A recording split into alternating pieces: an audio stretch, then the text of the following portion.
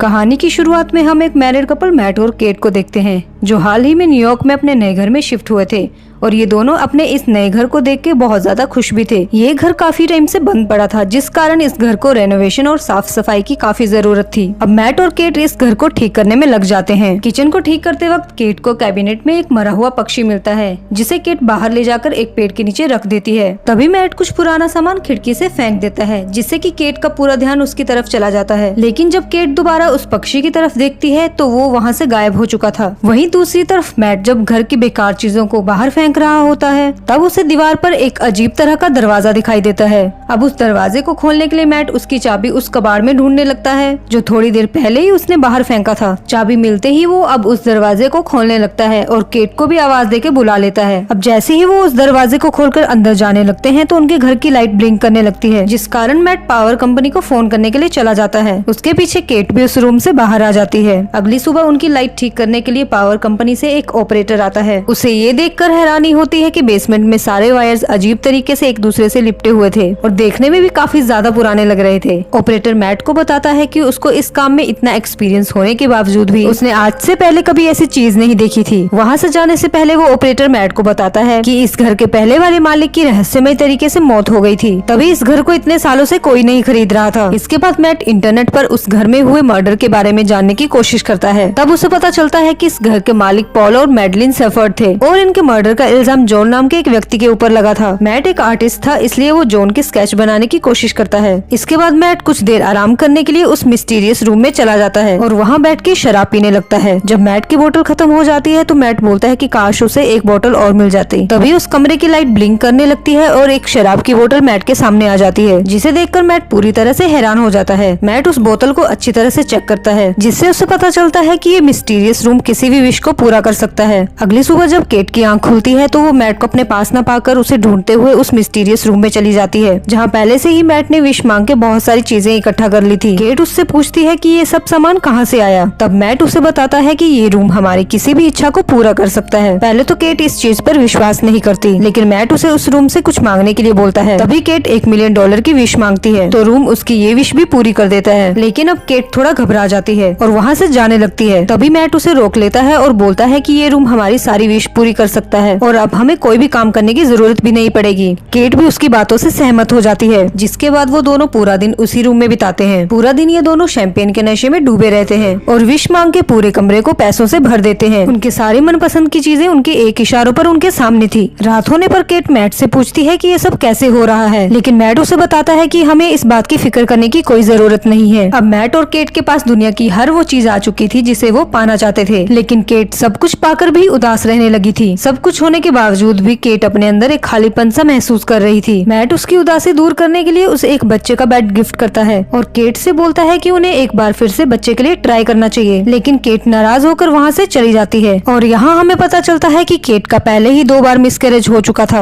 और वो दोबारा इन चीजों का सामना नहीं करना चाहती थी। इसलिए केट उस मिस्टीरियस रूम में जाती है और एक बच्चे की विश करती है जिससे केट को एक बेबी बॉय मिलता है। लेकिन तभी मैट भी घर वापस आ जाता है। जब उसे पता चलता है कि ये बच्चा उसी रूम से मिला है तो वो केट पर बहुत ज्यादा गुस्सा करता है और वो केट को दोबारा उसी रूम में भेजकर उस बच्चे को वापस करने की विश मांगने के लिए बोलता है। केट उसको समझाती है कि वे दोनों इस बच्चे के साथ बहुत ज्यादा खुश रहेंगे लेकिन मैट इस बात से एग्री नहीं करता और वो केट को उस रूम में ले जाकर बच्चा वापस करने की विश मांगने के लिए बोलता है लेकिन केट ऐसा नहीं कर पाती। अगली सुबह मैट जॉन डो से मिलने के लिए मेंटल हॉस्पिटल जाता है। मैट उससे उस मिस्टीरियस रूम के बारे में जानना चाहता था। जॉन उसे कुछ नहीं बताता बल्कि उस घर को जल्दी से जल्दी खाली करने के लिए बोल देता है। घर जाते वक्त मैट एक गैस स्टेशन पर रुकता है लेकिन जब पे करने की बारी आती है तो वो देखता है कि जो पैसे वो घर से लाया था वो अचानक से राख में बदल चुके थे। घर पहुंचते ही सबसे पहले मैट रूम में रखा हुआ थोड़ा सा कैश उठाकर बाहर फेंक देता है और देखते ही देखते पूरा कैश राख में बदल जाता है। इसी तरह वो उस रूम से मिली एक पेंटिंग का आधा हिस्सा घर के बाहर रख देता है जिससे कि वो पेंटिंग का आधा हिस्सा भी पूरी तरह राख में बदल जाता है। असल में उस रूम से मांगी गई कोई भी चीज इस घर से बाहर नहीं जा सकती थी। जैसे ही वो चीज घर से बाहर जाती थी तो उसकी एजिंग प्रोसेस बहुत ज्यादा फास्ट हो जाती जाती थी और वो चीज राख में बदलकर गायब हो जाती थी। अब ऐसे ही एक दिन मैट के मना करने के बावजूद भी केट उस बच्चे को लेकर बाहर चली जाती है, क्योंकि ये बच्चा भी उसी रहस्यमय रूम से मिला था, तो इसकी एजिंग प्रोसेस भी काफी तेजी से होने लगती है और वो बच्चा भी जोर जोर से रोने लगता है। रोने की आवाज सुनकर मैट भी बाहर आ जाता है और उस बच्चे को गोद में उठाकर अंदर ले जाता है। लेकिन अब वो छोटा बच्चा एक यंग बॉय बन चुका था। उसी रात केट मैट से इन सब चीजों के बारे में पूछने लगती है, तो मैट उसे बताता है कि इस रहस्यमय कमरे से मांगी गई कोई भी चीज अगर इस घर से बाहर गई तो हर एक चीज राख में बदल जाएगी, और तो और उस रूम से विश में मांगा गया बच्चा भी। लेकिन केट उसे अपना बच्चा मान चुकी थी और अब वो उसे शेन नाम से पुकारती थी। केट उसे घर में ही पढ़ाना शुरू कर देती है। अब केट उसे घर के अंदर ही रखती थी और शेन को बोलती थी कि वो बीमार है, इसलिए वो घर से बाहर नहीं जा सकता। केट उसे खुश रखने के लिए उसके साथ घर में ही खेलती थी। एक दिन शेन घर से बाहर निकलने की कोशिश करता है, लेकिन तभी केट को पता चल जाता है और वो उसे बाहर जाने से रोक लेती है। इसके बाद मैट और केट घर के सभी खिड़की और दरवाजों को लकड़ी से बंद कर देते हैं। अब शेन भी घर के अंदर रहकर काफी बोर हो गया था, इसलिए वो भी उस रहस्यमय रूम में जाकर एक ओपन गार्डन की विश करता है। अगली सुबह मैट और केट जब ये देखते हैं तो मैट शेन पर बहुत ज्यादा गुस्सा करता है और उसे उस रूम में दोबारा जाने से मना कर देता है। इसके बाद वो उस रूम को लॉक कर देता है। अब अचानक एक दिन फोन की घंटी बजती है और शेन उस फोन को उठा लेता है। फोन जॉन डो का था और शेन की आवाज सुनकर उसे पता चल चुका था कि वो उसी रहस्यमय रूम से विश में मांगा गया बच्चा है। तभी मैट पीछे से आके शेन से फोन ले लेता है और जॉन डो से एजिंग प्रोसेस रोकने का तरीका पूछता है। जॉन डो उसे बताता है कि अगर वो चाहता है कि शेन जिंदा बचा रहे और बाहरी दुनिया में घूम सके तो उसे अपनी वाइफ केट को मारना होगा, और उसे ये भी बताता है कि वो खुद उसी रूम से विश में मांगा गया था। उसकी माँ ने उसे बचाने के लिए पहले उसके डैड को मार दिया था और फिर उसके हाथों उसकी माँ को मारने के लिए मजबूर कर दिया। वहीं केट दूसरे फोन से उन दोनों की सारी बातें सुन लेती है। उसे लगता है कि उससे बहुत बड़ी गलती हो गई है, जिस कारण उसे अपने ऊपर बहुत ज्यादा गुस्सा आता है, इसलिए वो वहाँ से गाड़ी लेके चली जाती है। घर पर शेन के साथ मैट का व्यवहार पागलों की तरह हो जाता है और वो उसकी सारी चीजें इधर उधर फेंकने लगता है। थोड़ी देर बाद वो शेन के लिए डिनर तैयार करता है, लेकिन शेन मैट से लगातार सवाल पूछता रहता है कि वो कौन है, उसकी माँ कहाँ है और वो कहाँ से आया है। शेन अपने असली माँ बाप के बारे में भी पूछता है। तब मैट शेन को पूरी बात बताता है और बोलता है कि अगर वो इस घर से बाहर गया तो उसकी उम्र इतनी तेजी से बढ़ेगी कि वो जल्द ही बूढ़ा हो जाएगा और राख में बदल जाएगा। लेकिन शेन उसकी बात नहीं मानता। तब मैट गुस्से से उसे खींचता हुआ घर के मेन डोर तक ले आता है और शेन को बोलता है कि बाहर जाओ, फिर देखो तुम्हारे साथ क्या होता है।